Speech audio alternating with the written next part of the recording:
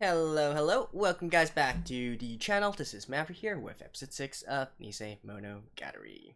So last episode, we pretty much learned the entire situation in regards to Karen. She basically was a little bit overzealous in her sense of justice. She paid the price for it, but I think there might be, or at least Arargi believes there might be some remedy to this, right? And that is transferring the curse onto himself. So, where we left off last episode, he was about to do some questionable things to his sister. And with that being said, I do believe that this is probably the last episode in the Karen arc, considering that Nisemonogatari only has 11 episodes. So, if we are to give Tsukihi equal screen time, probably, this is about the time when we should end Karen's story. So yeah, is that so or not? I guess there's only one way to find out. Alright, let's begin in 3, 2, 1, play. Flowers blooming.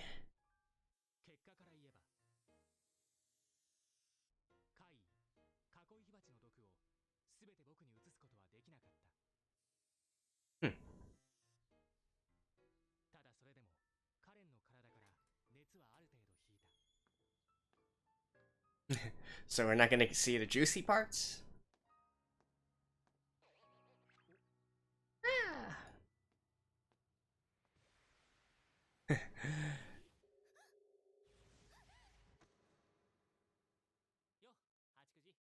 Oh.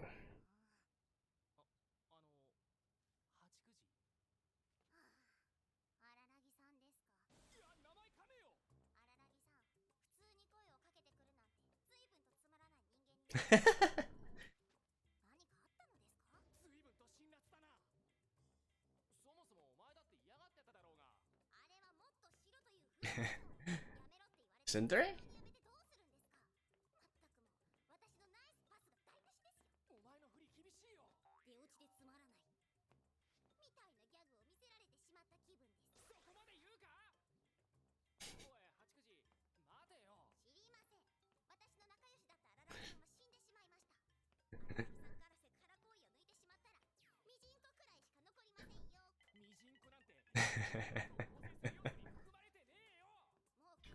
But if he does do sexual Sekuhara, wouldn't he just be a sexual harassing flea?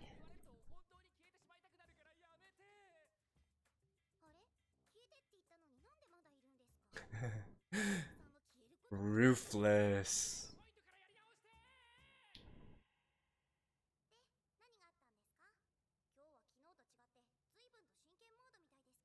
Oh yeah, dang, only one day has passed. Yeah, a lot of stuff has happened.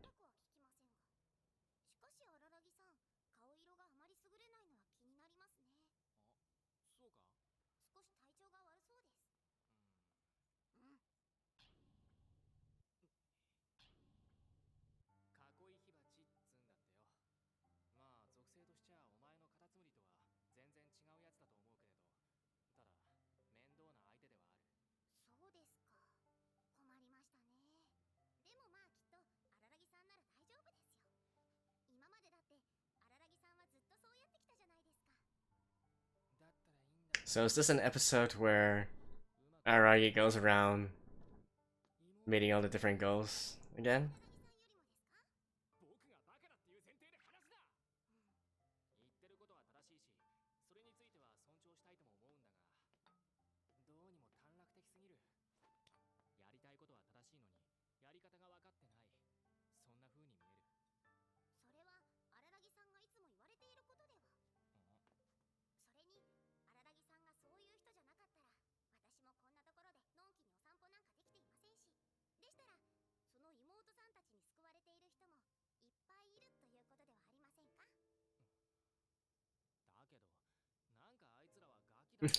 You're one to talk, Araragi.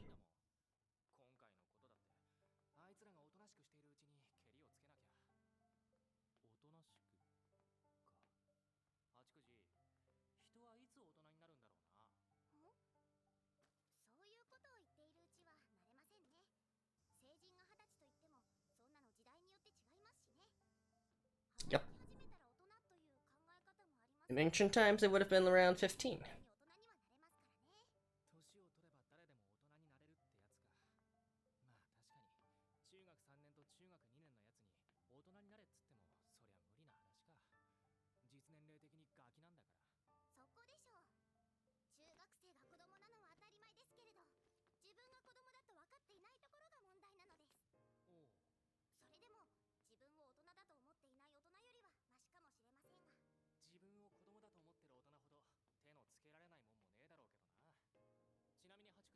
うん。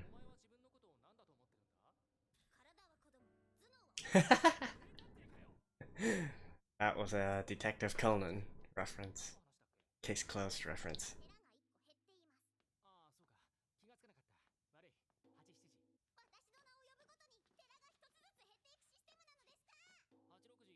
Hachinokuchi.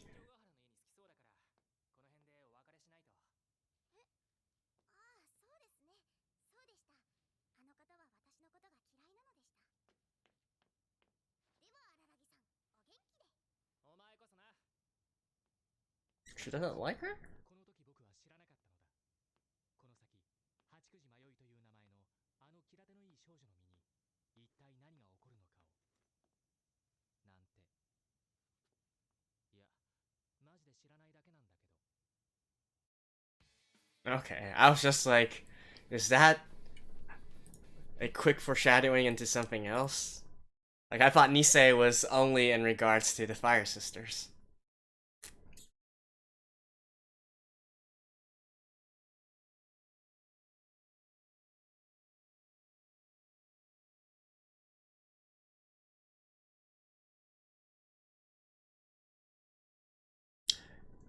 When did Sejigahara not like Mayoi? Did I miss that? Although I guess it's natural for her to be jealous, right?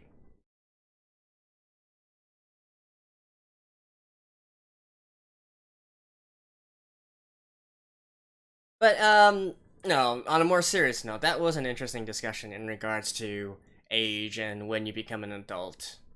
You know, I've personally always been of the opinion that age is like a stupid indicator of whether or not you're an adult and you can take responsibility for different kinds of things. Right? Because every person is different. With that being said, there's not really a very good alternative to it. So, now society is the world we live in, I should say, is a society of compromises. So, that I guess that was the compromise that we had to go through.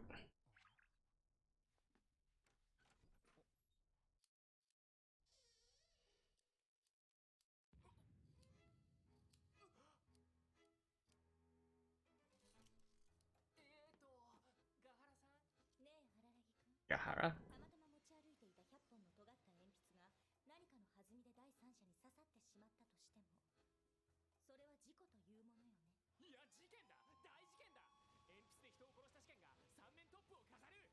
Alright. だから私はその新聞の Yandere Senjugahara. 落ち着け戦場ヶ原。してやったりみたいな顔をしてもそんなにうまいこと言えてないぞ。とりあえず靴を脱いで上がりなさいね、荒木くん。心配しなくとももう監禁したりしないから。お邪魔します。で、お前がそうまで武装準備をしている理由は聞いたら教えてもらえるもんなのか。海域と話をつけに行くのよ。うん荒木くんが私の保護を拒否する以上、私は攻撃に打って出るしかないわ。拉致監禁を保護と言い換えるな。そういえば、あの後羽川と話したんだが。え、羽川様、あ、いや、Sama? お前今、羽川様って言って言ってないわ。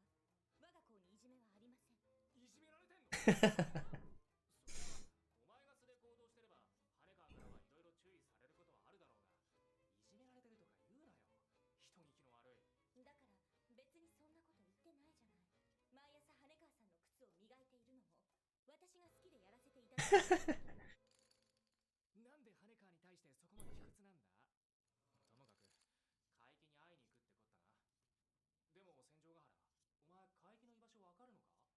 名刺があったのよ。昔あの男から受け取った名刺。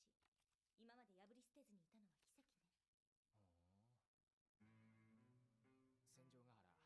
今から僕世界一ひどいことを言うけど、お前これ騙される方も悪くないか？ Ghostbuster. まさかそんな間の抜けた肩書きを名乗るやつが本当に詐欺師だとは思わないじゃない。そんなもんかな。ってことは戦場ヶ原、Reverse psychology. この番号に電話して海域と話したのか？ええ、あの男まるで変わってなかったわね。新規臭いったらないわ。僕もついていっていいか？海域と話をつけるなら僕も一緒に。今なら聞かなかったことにしてあげてもいいわよ。死にたくなければ全言撤回なさい。 How does that even work?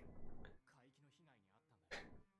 Like, you're worried of Kaiki doing something towards Araragi, so she'll kill him first. ほど引き受ける形でなんとか中和してるけれど、それだってこの先どう転ぶか不明だ。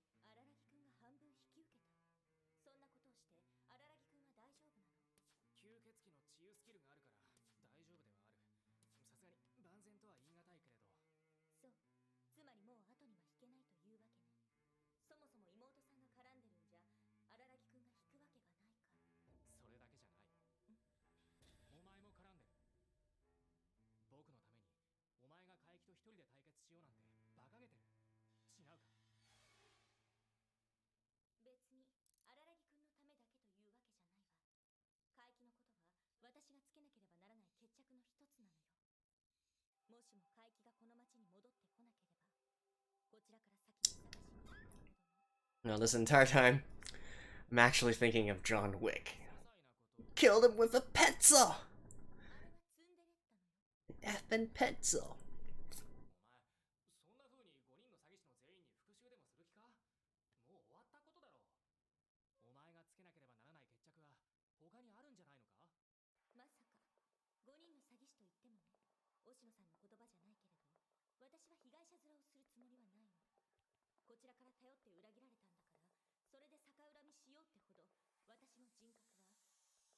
それで逆恨みしようってほど私の人格はともかくとして筋を外すつもりはないわ。お前の人格は問題ありなんだな。 Yep, she does. どうして？お父さんとお母さんの離婚を促したのが海域だからよ。もちろん全てを海域のせいにはできないし、するつもりもないけれど、あの男は私たち家族をもてあそんだ。それは許せないことなの。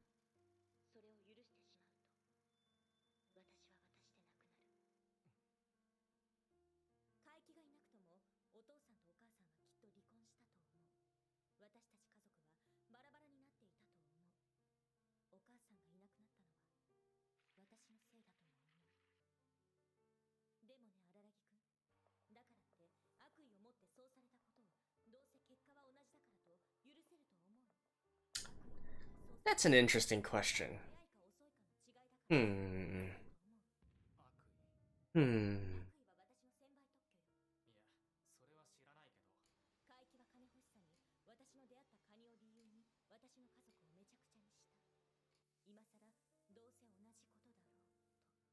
I mean, one is appealing to emotion, one is appealing to logic. Interesting question, actually. 手のいい口実で、私は結局海域を憎んでいるだけなのかも。口実って？だからツンデレったのよ。勘違いしないでよね。別に荒木くんのためにやってるんじゃないのだからよ。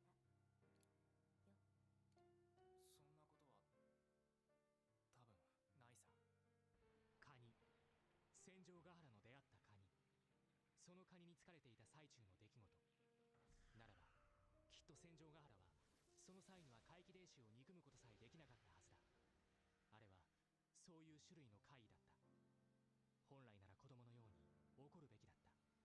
母を亡くした子供のように。ただそうなると一つだけわからないな。怪奇ってのは偽物の詐欺師のはずだろう。それなのにその話はお前のカニに気づいていた風にも聞こえるけれど。さてね、でも本物以上の力を持上に厄介よ。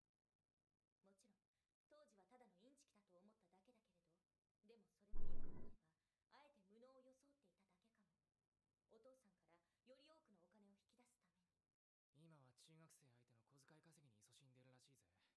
それを防ごうとしてうちの妹はやられたんだ。そう、荒木くんの妹も正義マンなのね。だから正義菅の木に中のファイヤーシスターズ。 I like how everyone around Araragi is like, yeah, your sisters are like you. 荒木くん、私の印象では怪奇の不吉に正義は通用しないわよ。はっきり言うけれど、荒木くんは正義だけあって偽善には強くとも悪人には弱い。だから正義じゃねえって。でもお前が犯罪者になるのを見過ごせるか。罪を犯すつもりはないわ。 Become a criminal? 罰を与えるだけよ。現代社会においてそれは同じ。 You have an awfully high お前は知らないのかもしれないけどさ、僕はお前を愛してるんだよ。 perception of her abilities. 犯罪者になって刑務所に収容されても毎日面会に行くくらいだけど。 Like, come on, this is someone who can place a curse on another person. Are you guys seriously thinking that he has no powers at all? 理由なんか必要ないくらいお前が好きだ。 Oh, 行くなら一緒に行こう。 I think Senjogahara is about to all go dere dere. やばすぎ、超絶かっこいい。私が男だったらそのあまりの男っぷりに対して嫉妬に狂って殺してるわ。恐怖。女でよかった。あなたを好きでいられる。荒木くん、わかりました。あなたの言う通りにしましょう。じゃあ会計のところに一緒に連れて行ってくれるのか。ええ、ただしその代わり一つだけお願い。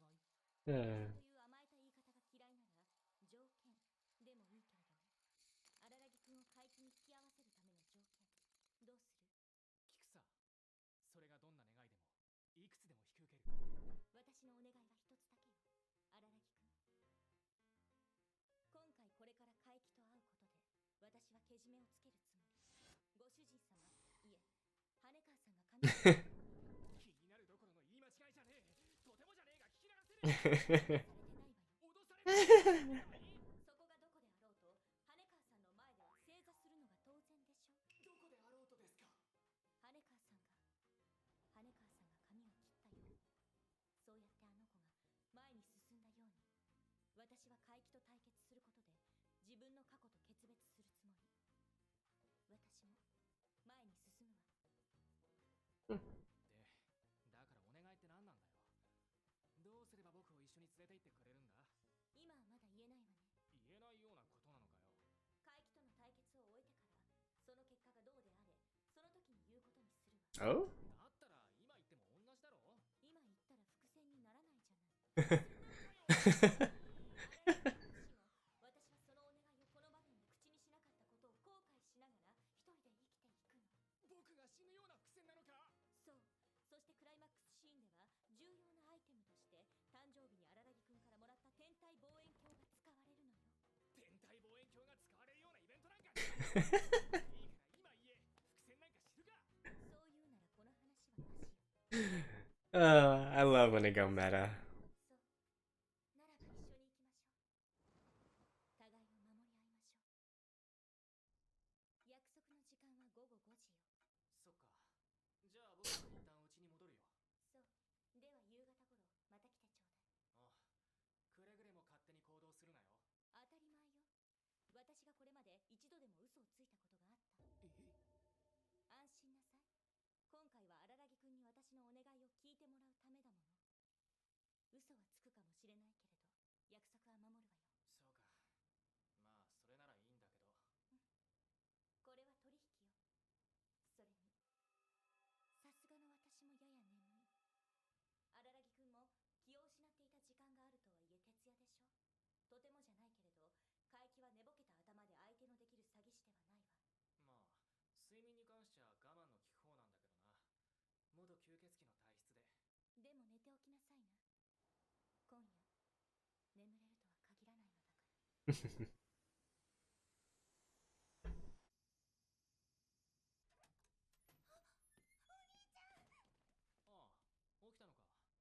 おはよ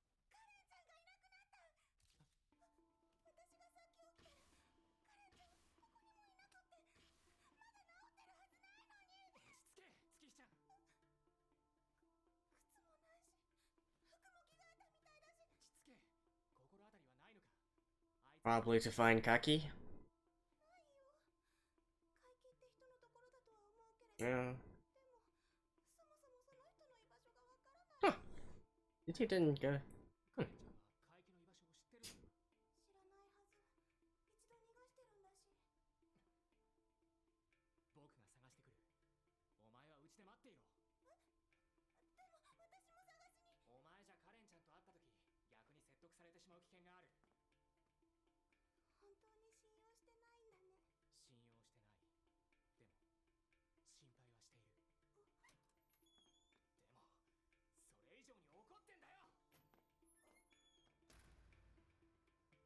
Eh.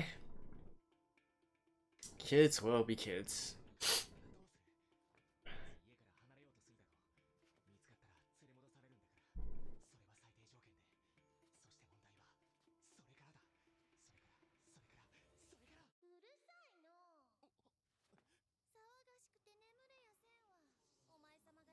Hey, Shinobu.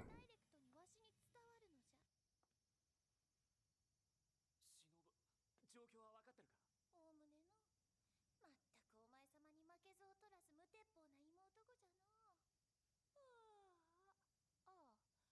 ういえばわしも迷子になったところお前様に探してもらったことがあったかの。懐かしや懐かしや。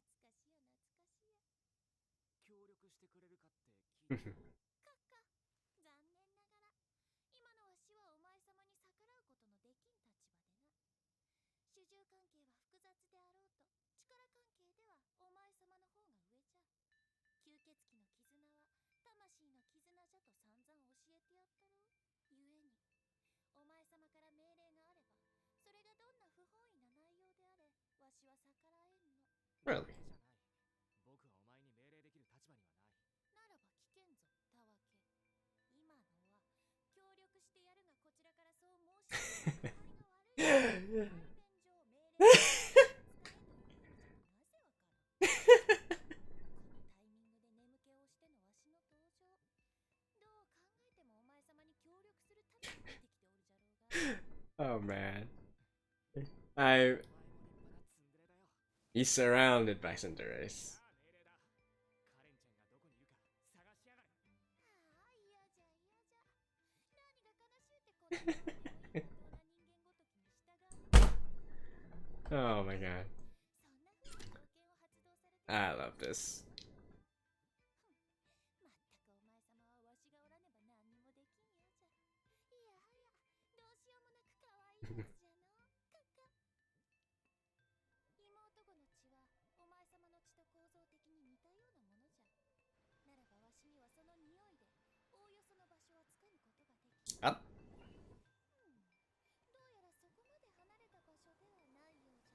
ゃな。 Ah. Alright then, I guess one more episode. I was wrong. Alright, see you guys after this. Alrighty, so there was actually something interesting at the very end there during the preview segment. It was actually Tsukiji doing the preview segment by herself, and at the very end, she also basically called out the anime, I guess you could say, by saying that if the Karen arc never ends, she's never going to get screen time, and it won't turn into her arc, right? So sort of like what I was saying at the very beginning here. It seems that this Karen arc is going to continue on for another episode, so less time for Tsukiji, I guess. I just thought it kind of funny that the anime clearly likes to play jokes on itself, do a lot of meta discussions, meta references, and whatnot, and I am all for it. So, anyways, in this episode, we have a serious case of the tsunderes, right? And that is all three of the girls who appeared here, except for, I guess, Karen and Tsukiji, right? Hachikuji, basically like, hey, why don't you play around with me anymore, right? Senjugahara, you know, she's a little bit harder to tell, I feel, but you can't really say that she isn't doing this out of some care for towards Araragi. I don't believe that one bit. That definitely influences her decision to confront Kaiki. And then of course we got Shinobu at the very end there. That was kind of funny as well. And again, I guess it's something that's also I don't know how to put it, right? I actually would not have thought of that in the first place, though. I wouldn't have thought that she was trying to get him to order her around as a sort of way of masking her shyness or whatnot, right? Being a tsundere here. But you know, it's funny. It actually is my type of humor, which is why I'm probably enjoying Nisemonogatari so much, even more so than Bake. The humor here just really fits my style. But anyways, yeah, it seems that all the girls that Araragi is attracting are tsunderes in one way or another. I mean, but who doesn't like a nice tsundere, right? Especially in this case where they acknowledge that they're being tsunderes, right? I like that as well, instead of, you know, the always, you know, the more bitchy kinds, I guess you could say. But, yeah, anyways, that's beside the point. So, beyond the humor and the comedy in this episode, we actually got into two different, I guess, philosophical topics in a sort of way. One in regards to the conversation of Hachikuji, in regards to what does it mean to be an adult, and then another one with Senjugahara, where can you really, should you place disproportionate blame on someone else if they do something that resulted in an ending that was going to happen anyways, right? So let's talk about the first one. I talked about it a little bit during the opening as well, during the opening theme of this episode. But basically, I do also find it very very vexing that we use such an arbitrary thing as age to define whether or not someone becomes an adult or not, right? And especially if if you go back through history and you learn history, it differs through all the different ages, right? And personally, I've never been a fan, and I actually downright hate the fact that you just magically turn into adult because one day passed, right? 1 minute passed, 1 second passed, and that goes for a lot of things as well. When you can legally drink, legally drive, legally have sex, all this sort of things, I am totally against it. I understand why it exists, why we need a sort of age limitation. I mentioned this also in the episode as well, but it is sort of like the lowest hanging fruit, if you will, the easiest solution to all this. Even though it's not perfect, it's sort of the one with least it's the one that takes the least effort, let's just say. So I understand why this exists, but I've never really been a fan of this. I see no reason why, if for someone who is more mature, who might be, I don't know, in age 15, age 16, versus people who are immature, even a lot of college students and even those who go out to, once they graduate or something, or go to work the first, I don't know, 3 years or so, I see a lot of people who are immature. So can you really call them adults, right? But yeah, that is kind of on a tangent, I guess. Where should I go with this? I feel like in context to this episode, right? They're talking basically about the Fire Sisters, about Karen and Tsukihi, and how they can't acknowledge that they are actually still kids, right?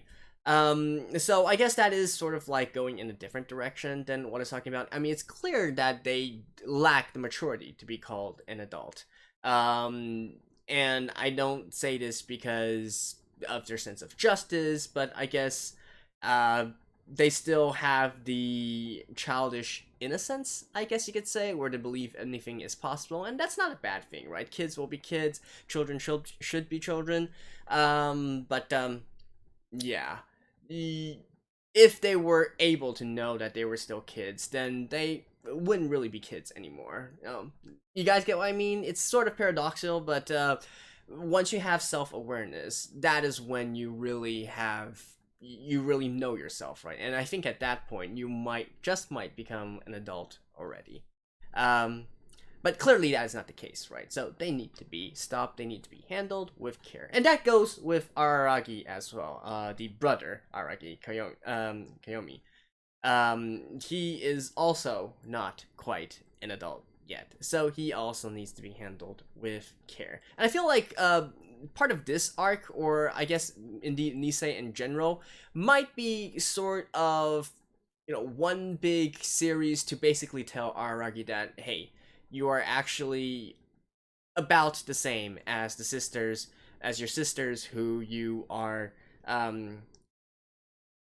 berating for being immature, right? But that is actually you, and I feel like that is evidenced by how everybody around him is saying, "Hey, you're really like your sisters," or "Your sisters are really like you," right? And I think that's probably one of the lessons, if any, that Araragi is going to learn by the end of Nisemonogatari. So yeah, that was that. And the other one was, of course, the whether or not, if something is inevitably going to happen and someone else just pushes it along, are they guilty of doing something, right? So I guess, let's say if I don't know, if somebody had terminal illness or whatnot, and then that person got caught in, I don't know, got caught in mis let's say a doctor misdiagnosed something, right? Or a nurse gave a patient, a terminally ill patient, a wrong dosage of medicine or not, causing the patient to die immediately. Would they be guilty, right? Even though the end result is pretty much the same. Honestly, I don't feel like it's a fair comparison in this case, because there is still the time factor, and that goes for Senjugahara as well. Even if her parents were going to be divorced, they could have stayed together for a little bit longer, right? And every little bit counts, and not to mention, it's not 100% decided anyways. So yeah, I do think that Kaiki still needs to take responsibility for causing this, if that was true. Right. Now, I am still reserved on this because we don't really know, again, what Kaiki's agenda is and what he actually did. So, I'm gonna reserve my opinion on that until we understand him a little bit better. And speaking of understanding him, I gotta say, Araragi and Senjugahara and all the others, aren't they sort of underestimating Kaiki a little bit? And just because he calls himself a con artist doesn't mean that he doesn't have innate abilities or talent in regards to supernatural, right? I mean, it's clearly shown here with the bee curse on Karen. So I feel like they should probably talk about Kaiki with a little bit more respect. Is that not so? Being a con man just means that he's not actually giving you what he promised you, but that doesn't mean that he doesn't have other abilities. That doesn't mean that the fact that he knows about supernatural stuff is fake, right? So I don't know what they're smoking, especially Senjugahara thinking that she can take on a supernatural being using pencils. So I don't know about that. Araki, I could maybe see a little case, considering that he is still part vampire in a sort of way, and with Shinobu to help him. But yeah, they really should take him a little bit more seriously. Um, and yeah, and that's pretty much it for this episode. I also liked how they made some meta references as well within the anime. I do wonder though. I can't really tell if they're kidding or not, such as the scene with Hachikuji when she was parting ways with Araragi. Even though Araragi said at the end that he was just joking, is that actually some sort of foreshadowing for the future, right? Another thing is Senjugahara's telescope. During that time I was frantically trying to remember whether or not Araragi actually gave her a telescope as a present before, but apparently not. So is that something that's going to foreshadow future events? Maybe, maybe not. It does seem kind of trivial though. And of course, the last one is Hanekawa's relationship with Senjugahara. Right now, I don't know how much is Senjugahara hamming it up, but I don't know. I do want to see more instances where all three of them are together and talking to each other. Sanjigahara, Hanekawa, and Araragi. Right. So that's it for this episode. Kind of went on a tangent in regards to philosophical stuff. I don't really think it's the point of this episode either, but hey, I do like to use these episodes as a sort of starting point for derivative discussions, let's just say. So anyways, episode 6, still as fun as always. I will see you guys next week as well. Hope you guys enjoyed this. See you guys next time. Bye bye.